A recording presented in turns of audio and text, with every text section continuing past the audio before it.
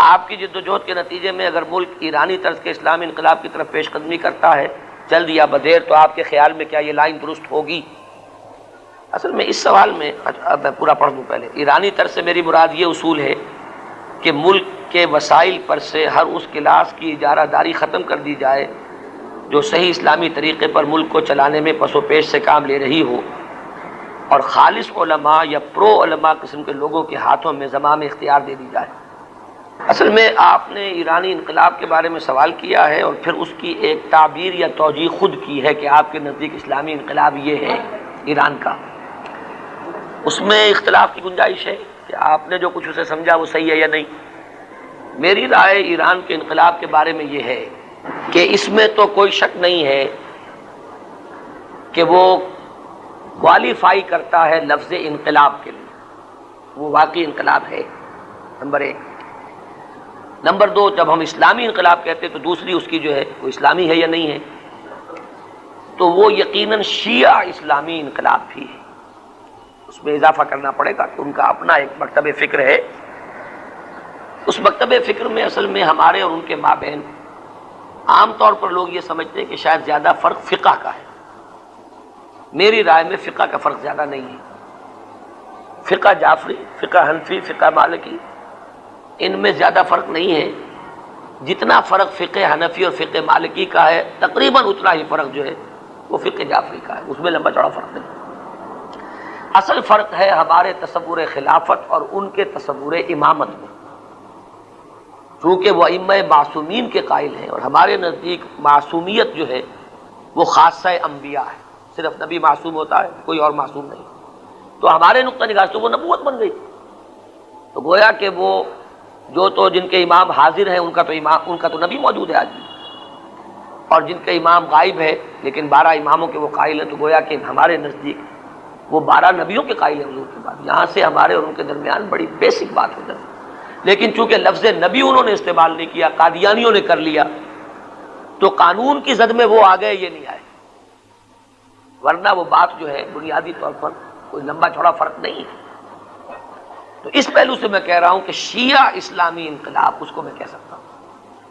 اب یہ کہ آیا ہم اس طرز کا کوئی انقلاب پاکستان میں لا سکتے ہیں یا نہیں لا سکتے، لانا صحیح ہوگا یا نہیں ہوگا، تو میرے نزدیک تو یہ ہے کہ اسلام کو نافذ کرنے کا واحد طریقہ ہی وہ ہے انقلابی طریقہ.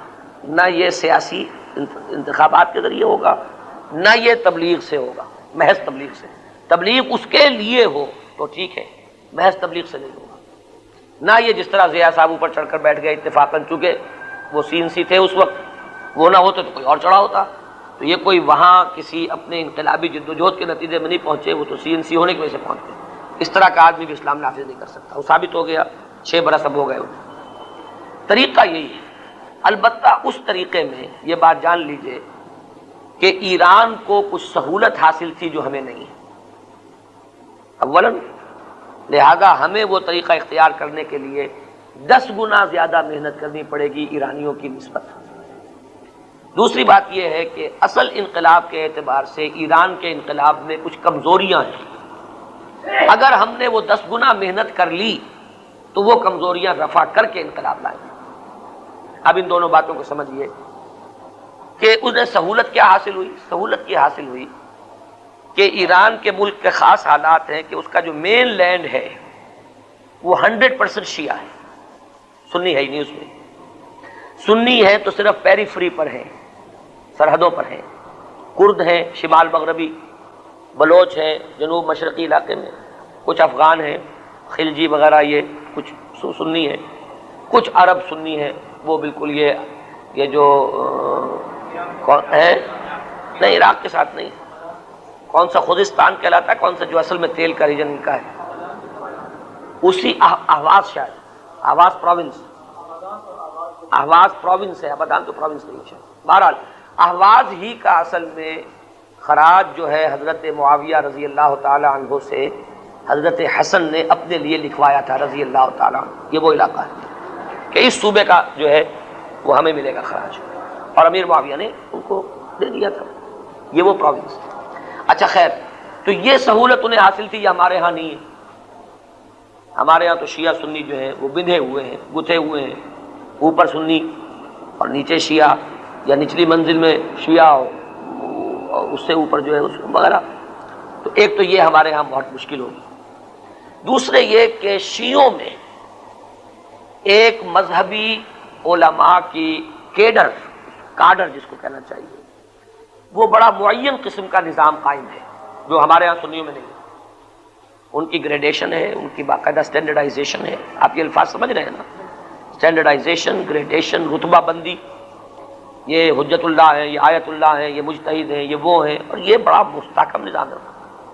جبکہ ہمارے ہاں اس نوع کا کوئی نظام نہیں. ہمارے ہاں تو ایک شخص جو ہے وہ 4-6 بچوں کو لے کر بیٹھے گا حفظ کرانے کے لیے یا ناظرہ پڑھانے کے لیے، بورڈ لگا دے گا جامعہ اسلامیہ.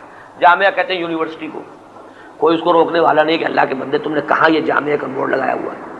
پھر یہ کہ دیہات میں کوئی مولوی صاحب بیٹھے ہوئے ہیں، انہوں نے اپنا ہی درس شروع کیا ہوا ہے، وہ سند دے دیں گے، میں دیکھیے سند یافتہ فارغ ہوں. اب بھائی وہ سند کی کیا سند ہے خود یہ تو کچھ پتہ نہیں. تو ہمارا نظام جو ہے اس اعتبار سے بڑا، پھر یہ کہ بریلوی اور دیوبندی اور اہل حدیث اہل سنت میں یہ 3 شاخیں موجود ہیں. تو کیا معنی ہوئے کہ ہمارے لیے یہ کام بہت مشکل ہے ایرانیوں کی نسبت.